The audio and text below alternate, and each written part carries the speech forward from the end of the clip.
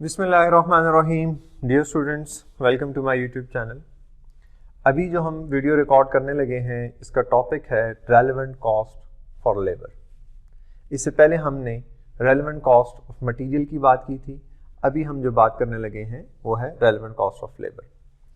तो relevant cost, अब आपको बात समझ आ गई थी। अब हम स्पेसिफिकली लेबर पे देखेंगे।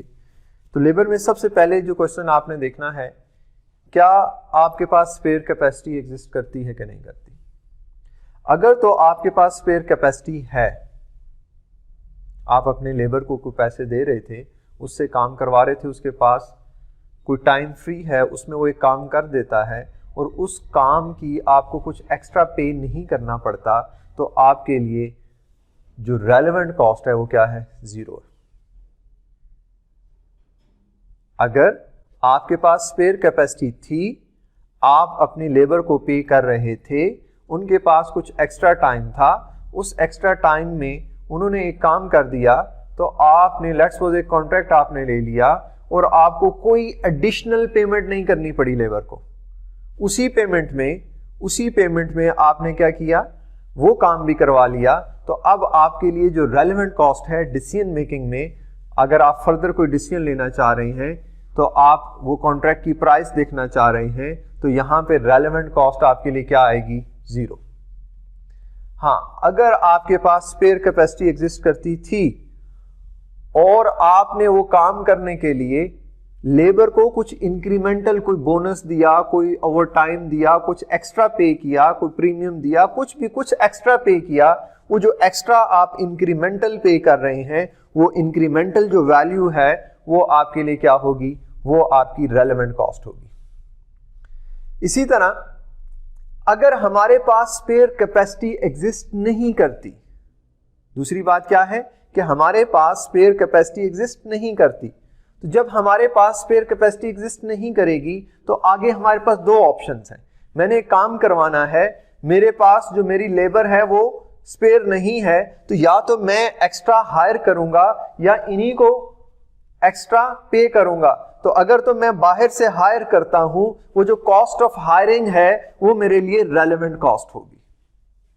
तो क्या हुआ, स्पेयर कैपेसिटी एग्जिस्ट नहीं करती थी, मैंने एक्स्ट्रा एम्प्लॉय हायर किए, वो जो हायरिंग की कॉस्ट है वो मेरे लिए क्या है, रेलेवेंट कॉस्ट है।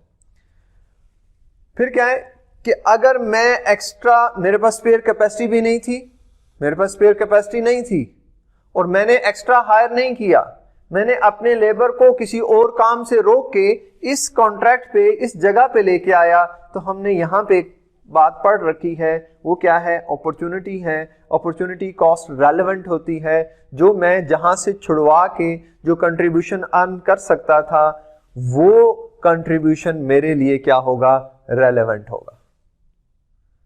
तो आइए देखते हैं, बोर्ड पे मैं इस सारे को लिख देता हूं आपके लिए, ताकि आपके लिए समझना और आसान हो जाए।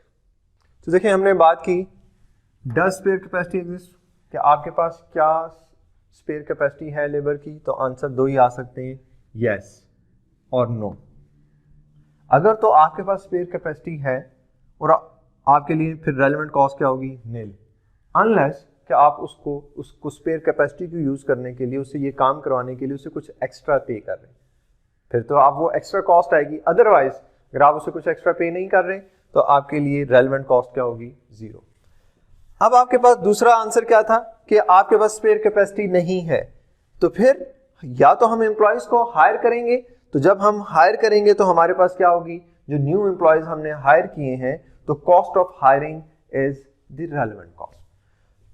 हमने एक्स्ट्रा एम्प्लॉय भी हायर नहीं किए और फिर भी हम काम करना चाह रहे हैं, स्पेयर कैपेसिटी भी नहीं है, एक्स्ट्रा हायरिंग भी नहीं कर रहे, तो अब एक ही काम है कि हम अपनी लेबर को किसी और काम से छोड़ के इस काम के लिए, जिसके लिए हम डिसीजन ले रहे हैं, इस काम के लिए उन्हें लेके आएंगे।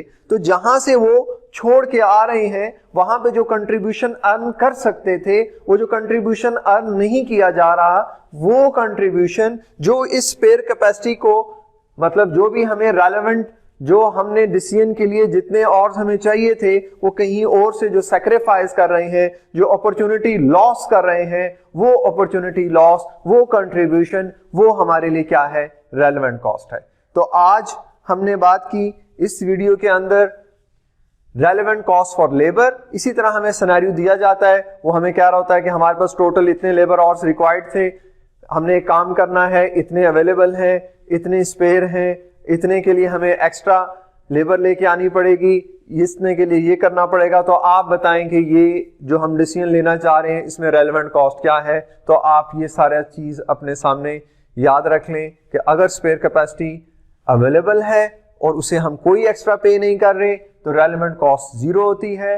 अगर नहीं है, बाहर से हायर करते हैं, एक्स्ट्रा एम्प्लॉयज हायर करते हैं, वो cost of hiring is relevant. और अगर एक्स्ट्रा भी हायर नहीं कर रहे, फिर हमारे लिए जो अपॉर्चुनिटी लॉस की जा रही है वो रेलेवेंट कॉस्ट होगी। तो MA2 के अंदर रेलेवेंट कॉस्ट ऑफ मटेरियल, जो कि हमारी लास्ट वीडियो थी, और रेलेवेंट कॉस्ट ऑफ लेबर, इससे एक एक MCQs नॉर्मली एग्जामिनर जरूर पूछता है, तो इसको जरूर आपने याद रखना है।